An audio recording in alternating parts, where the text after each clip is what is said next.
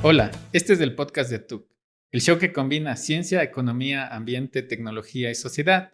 La visión de ATUC es redefinir la relación entre la humanidad y la naturaleza.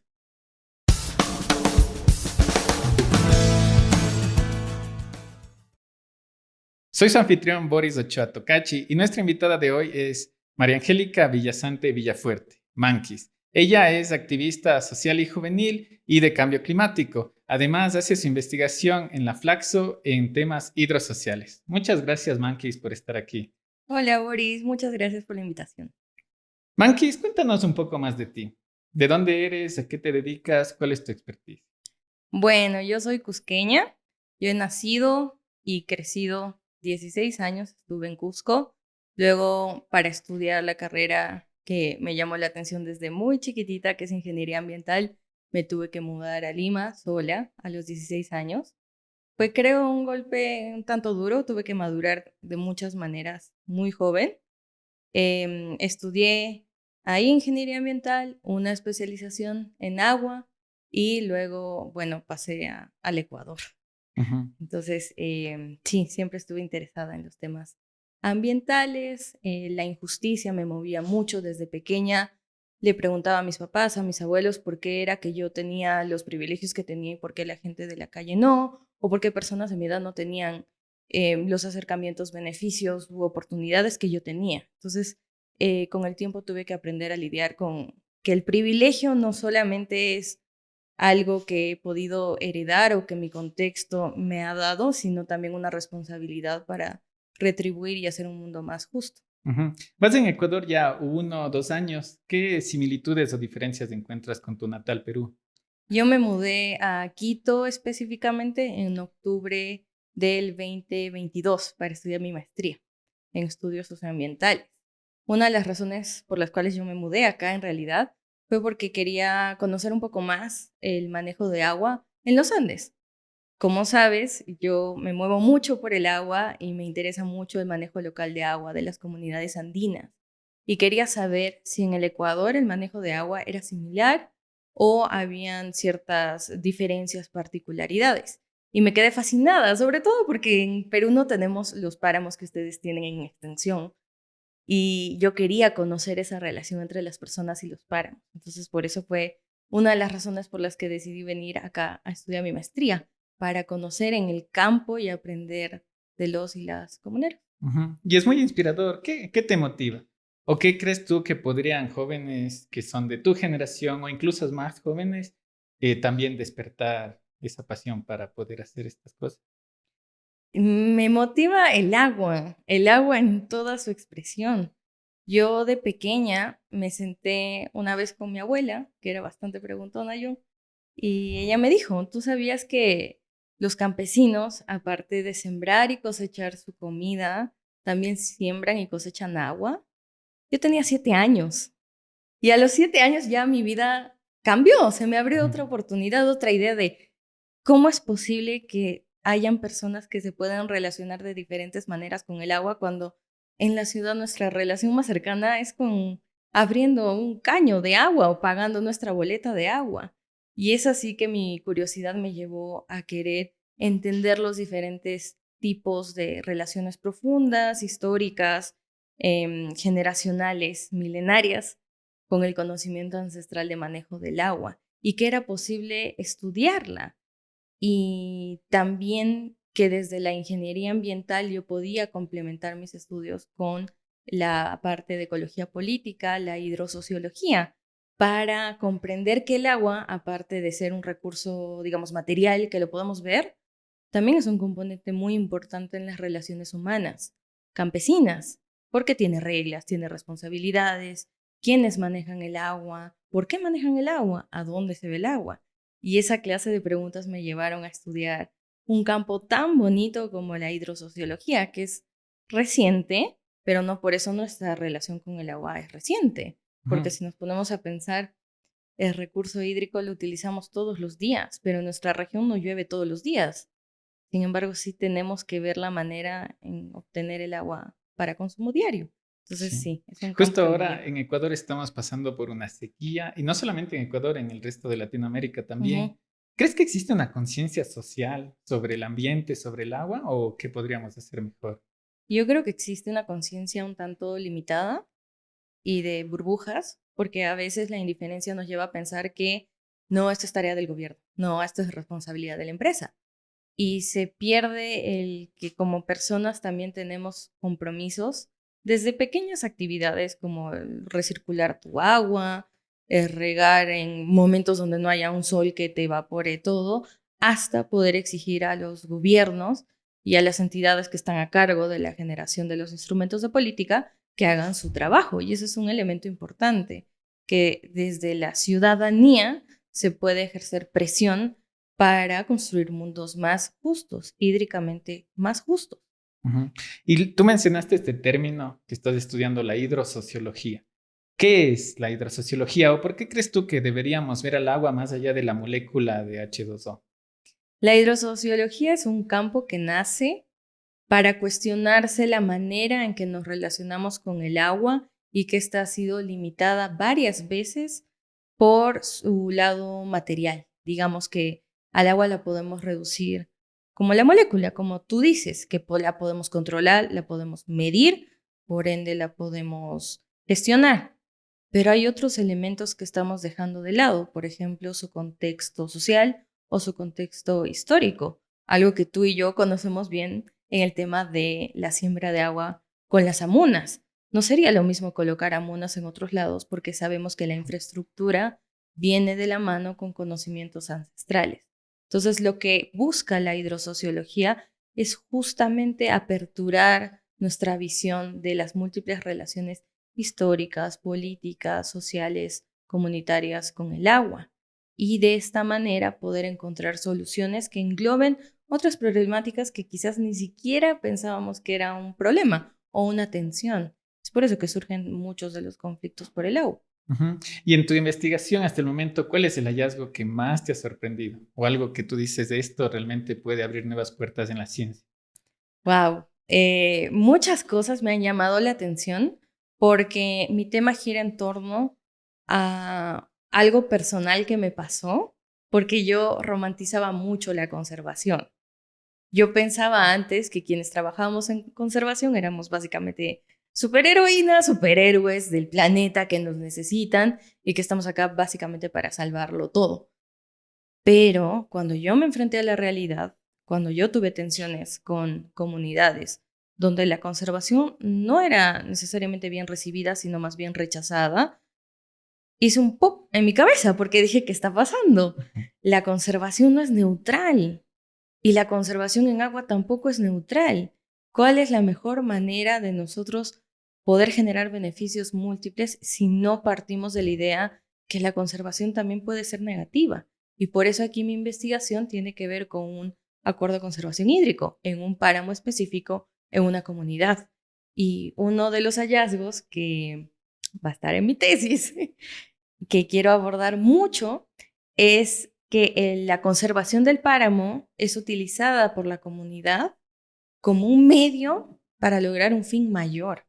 Y ese fin mayor es, por ejemplo, el que se cubran sus necesidades básicas y que la organización social en las comunidades no es pacífica o estandarizada. También internamente hay tensiones, porque el agua tiene tensiones. Hay organizaciones dedicadas al riego, hay organizaciones para el consumo humano y eso puede generar tensiones, más organizaciones de manejo de tierra. Así que es fascinante ver cómo un acuerdo de conservación puede entrar a jugar en ya relaciones hidrosociales que se tienen y efectivamente evaluar si el cómo se ha dado y el cómo se está implementando es la manera más justa y correcta que se esperaría o cómo podemos mejorar. Ujú. Y es impresionante porque además eres muy joven y tienes una trayectoria súper larga y súper fuerte en temas ambientales, sociales. Fuiste representante de Perú en varios espacios internacionales.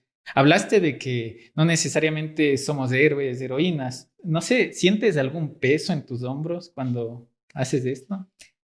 Sí, ahora estas últimas semanas he estado recibiendo varios comentarios de eres mi modelo a seguir, realmente te admiro, gracias por existir. Y para serte franca, yo he pasado por episodios en los que mi salud mental no era la más adecuada y el que yo haya trabajado en mí y haya procesado diferentes sentimientos, pensamientos y lo haya superado, recibir esa clase de mensajes porque se está viendo el crecimiento que voy teniendo, me llena mucho, mucho el corazón, pero también siento que es una gran responsabilidad a medida que soy más visible al ojo público. Siento que cualquier error puede ser tomado con ojos más críticos. Entonces, yo la verdad no considero que sea yo, Mankis, la que va a generar el cambio, porque no siento que sea necesario ese nivel de protagonismo. Lo que sí creo sumamente importante es yo, Mankis, la que puede hacer llegar un mensaje. Y si yo no estoy y hay otras personas que pueden hacer llegar ese mensaje, ya está, porque el fin no soy yo.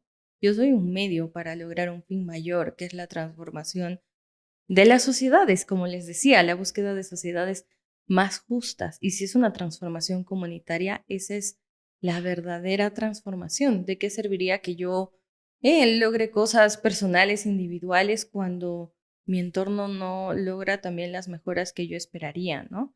Entonces, la transformación comunitaria es sumamente poderosa en estos temas ambientales. Y hablando de salud mental, que lo mencionaste, las generaciones más jóvenes van a recibir este planeta que les estamos heredando. Y hace no mucho tiempo escuchaba de un término en el contexto de cambio climático, ansiedad climática. ¿Tú has sentido esa ansiedad? ¿Qué es o cómo podemos lidiar con ella? Sí, y yo creo que todas las personas que vemos la ciencia del cambio climático, en algún momento hemos tenido que sentir eso, porque somos quienes más manejamos la data dura de cuán mal podemos estar. Y aún así seguimos estudiando el tema y seguimos informándonos y seguimos queriendo que más personas conozcan, porque es sumamente necesario que se tomen acciones, porque no es un capricho nuestro el salir a marchar, el tener que priorizar en la agenda pública los compromisos climáticos. Entonces, en efecto, es algo con lo que se lidia, con lo que me atraviesa todos los días, el cómo en unos años va a estar el planeta. A mí me parte el corazón, la verdad, ver la deglaciación de las principales montañas en Cusco, porque ahí la connotación de la montaña no solo es un elemento material que ves de un paisaje bonito, sino son dioses, diosas que se están perdiendo y que hay comunidades que van a guardar un luto.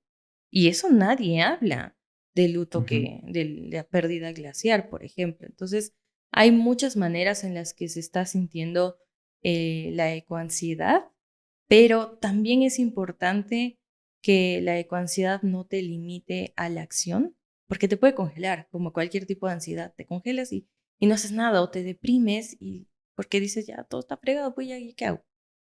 Pero el tema está en que la ecoansiedad también te puede llevar a la ecoesperanza, porque hay transformaciones locales, territoriales, que están yendo por buen camino. Y eso es lo que impulsa, da muchas ganas de seguir. Un ejemplo pequeño que yo ahorita tengo a la mano y que estoy muy orgullosa es que hace unos meses el Perú aprobó, el Congreso aprobó la modificatoria de la ley forestal. En esta ley lo que se busca es básicamente depredar los ecosistemas forestales. Y sabemos que en temas climáticos e hidrológicos, los ecosistemas tipo bosque son muy críticos para el presente y para el futuro. La respuesta ciudadana ha sido crear el movimiento socioambiental más grande del que yo en mis 29 años he sido parte. Y lo puedo reafirmar con mucha convicción de que este movimiento me da todas las fuerzas y las ganas de seguir adelante. Es enorme este movimiento porque incluye indígenas, incluye otros grupos vulnerables, incluye niños que están saliendo a las calles a marchar. Por todo, más de 25 ciudades van a salir este fin de semana a pedir la derogatoria de la ley. ¿Cómo no sentirse inspirado por ese movimiento masivo? Mankis, ¿cómo crees que podemos redefinir la relación entre la humanidad y la naturaleza? Yo creo que dejando de ver a la naturaleza solo como proveedora de nuestros recursos, sino como nuestra casa común, la cual no solo compartimos con otras personas, sino también con otros seres vivos.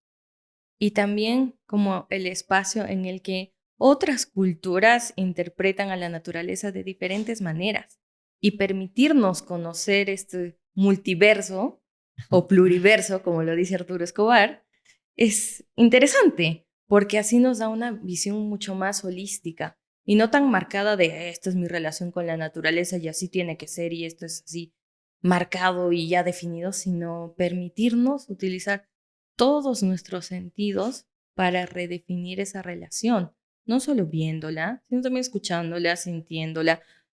¿Cuándo ha sido la última vez que nos hemos sentado a pedirle consejo a un río? Yo normalmente lo hago. Yo le pido consejos al agua. Sé que no es el común, pero es mi relación con la naturaleza porque me he permitido justamente salir de los textos académicos e ir a sentir la naturaleza con todo lo que soy. Mankis, ¿qué mensaje final quisieras transmitir a la audiencia del podcast de Ato? Wow, les voy a hablar directamente a ustedes. Lo que les quisiera decir es que primero se cuestionen todo y que nada está escrito en piedra y que si hay alguien que les dice que por su edad no pueden generar cambios o no pueden generar movimientos enormes, es mentira. Nadie necesita un cartón, nadie necesita una edad mínima que valide y que respalde que hay un mensaje detrás, un mensaje de urgencia.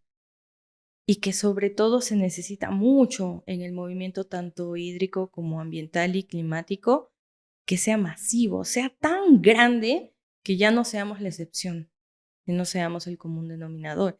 Eso es lo que esperaría de las futuras generaciones y que si es que estás en la ciencia, anímate un día a salir a marchar, porque a veces nos encasillamos mucho en la academia y no consideramos que la academia tiene un rol importante dentro de sociedad civil, más allá de dar los datos científicos. Como científicos podemos ser activistas. Y un elemento interesante es justo la comunicación científica, cómo hacemos que el dato llegue y que el dato se mueva y que el dato genere cambio. Así que me parece súper interesante poder transmitirles eso. Muchas gracias, Mankis, por estar en el podcast de Atuk. Ha sido una experiencia enriquecedora. A ti, Boris. Este episodio de Atuk fue traído a ustedes gracias a Fundación Binara. Fundación Binara es una iniciativa sin fines de lucro que busca proteger los ecosistemas del Ecuador y las comunidades que dependen de ella.